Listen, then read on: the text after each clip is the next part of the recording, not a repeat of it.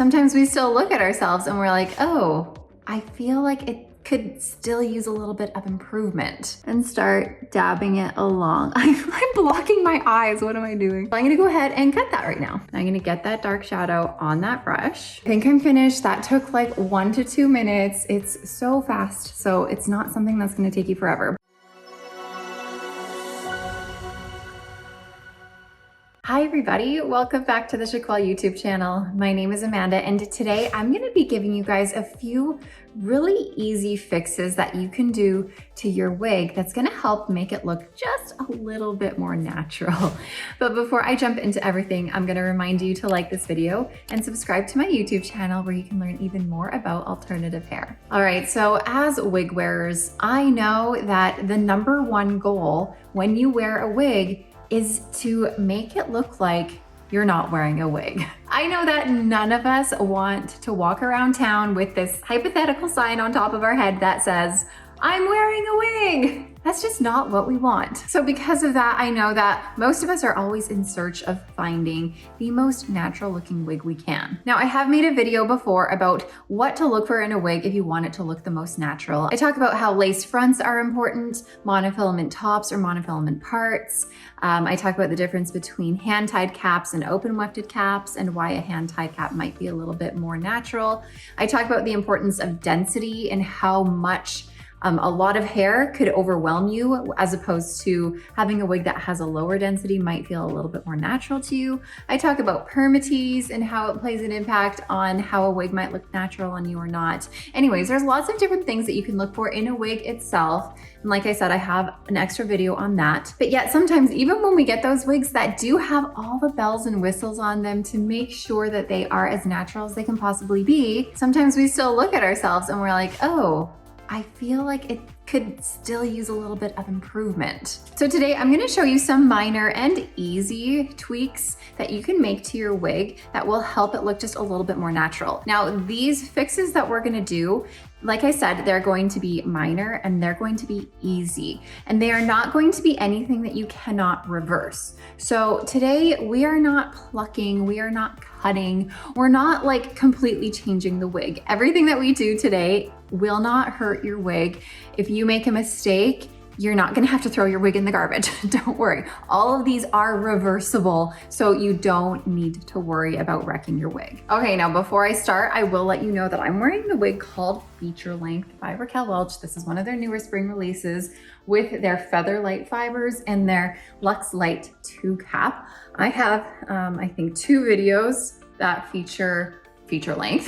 One that shows it with a few of their other new releases, and then one that talks strictly about the fibers, the Feather Light fibers on these wigs. So let me do a spin for you can see it, and then I'll get started.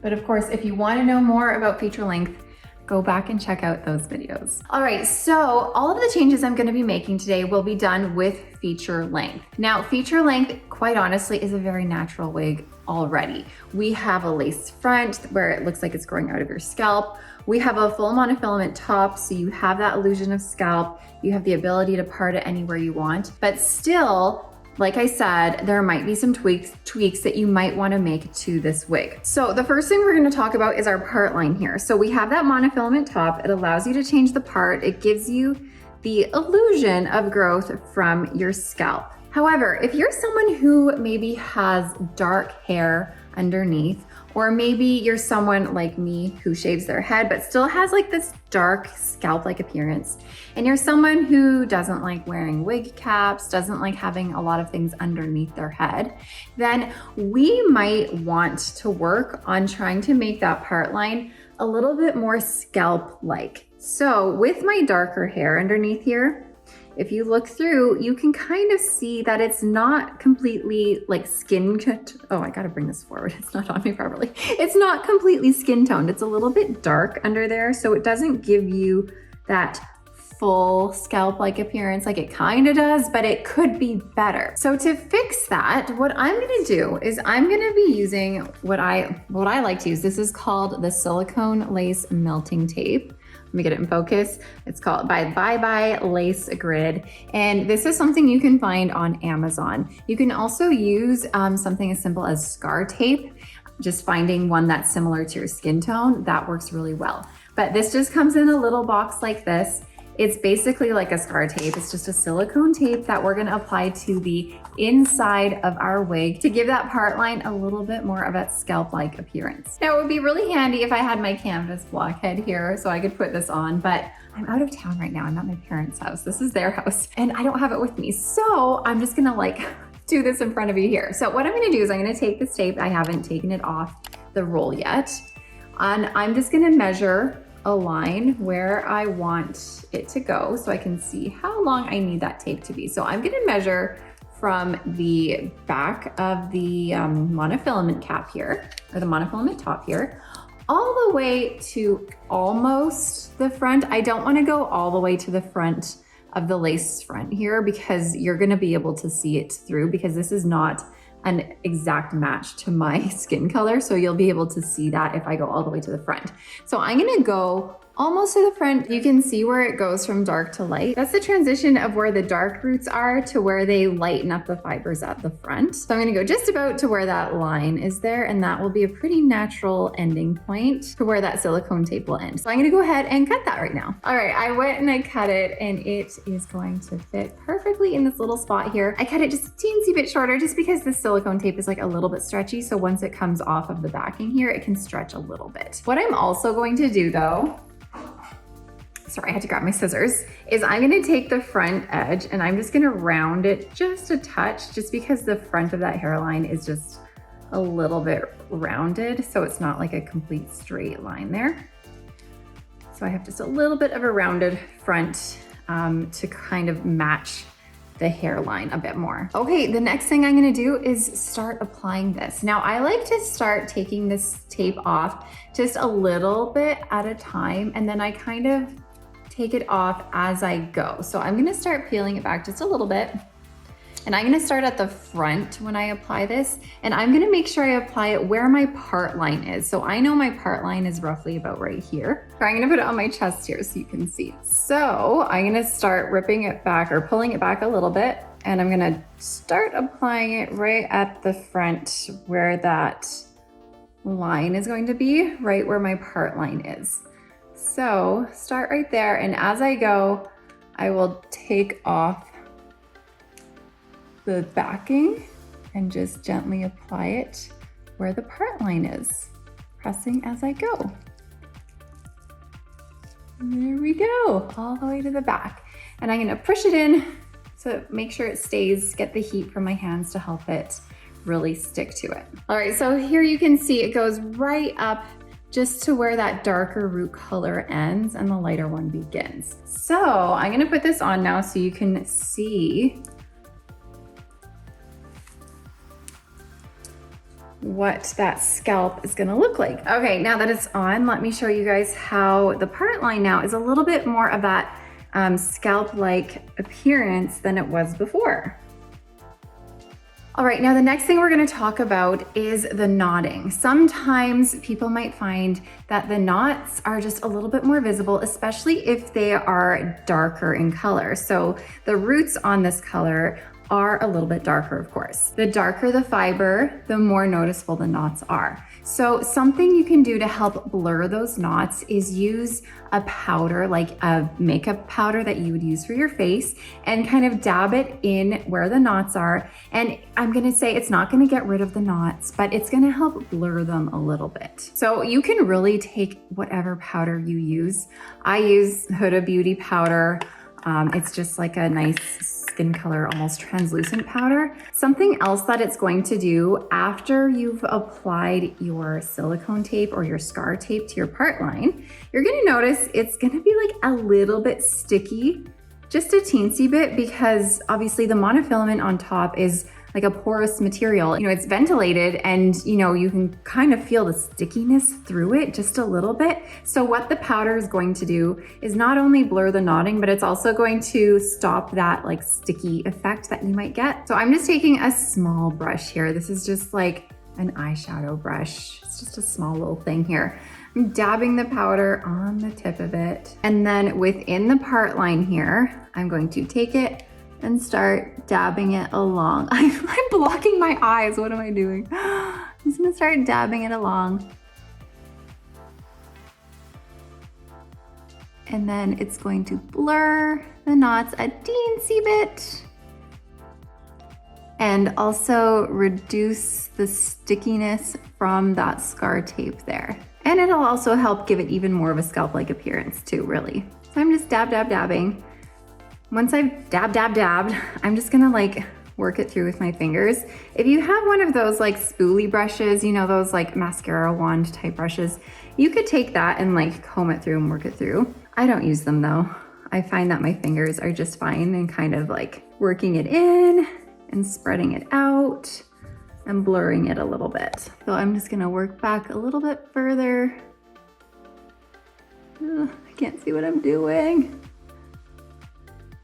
And then work it in a bit more. So now I feel no stickies in there and the knots are gonna be a little bit more blurred. And like I said, this isn't going to make the knots disappear. It's just gonna blur them a touch and help with that scalp-like appearance in your part line. So here's what it looks like now, which is just a little bit better than what it was to start with. If you have darker fibers around your lace front here and you're finding the knotting is a little bit too much for you, you could do the same thing with your makeup powder and you can dab it into your lace front and that will help blur the knotting at your lace just a little bit. However, I'm not gonna do that right now because on this wig in particular, we don't have dark roots at the front.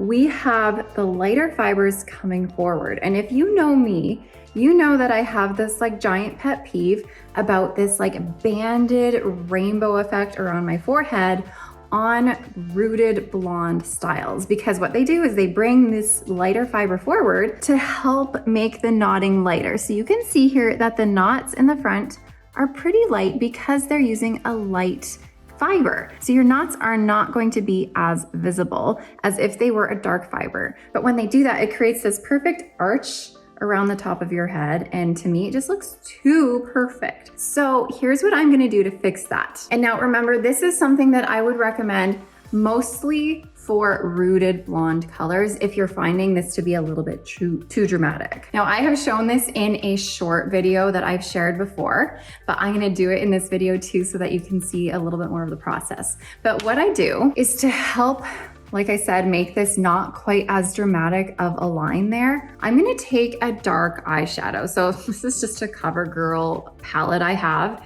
and I'm gonna take my darkest shadow. I'm gonna take like a fluffy brush here, and I'm gonna get that dark shadow on that brush, flow it a little bit, and then we're gonna start almost painting the front here where you see all this lightness. I'm not gonna go right into the roots because if I do that, it's gonna get on the lace and then you see like this dark brown stuff on the lace. So I don't want that. So I'm gonna just start like painting my roots a little bit. I'm gonna do one side for you so that we can see the difference in how it's gonna look. And this is like, I swear it's like magic. So I'm gonna fast forward this so you don't need to like watch me in real time.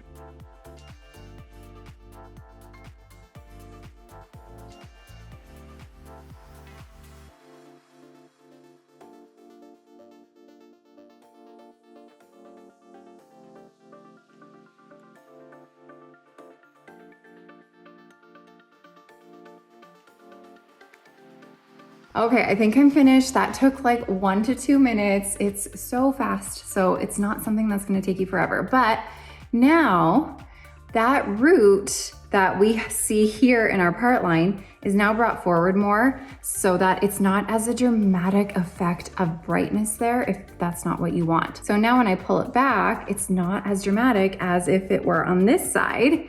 Now you can see all of a sudden this like bright band, whereas on this side, it's like disappeared pretty much. So to me, that is everything. And I am someone who wears a lot of rooted blonde colors because I'm a natural brunette. So rooted blondes just look better on me. But like I said, my biggest pet peeve is this banded rainbow. So this is just a super easy fix to make sure you're not gonna have that super duper perfect line on the front of your head there. And even when the hair is down like this, like I put it down now, I just feel like it's just so much softer and natural here. Whereas this side is just like, blah.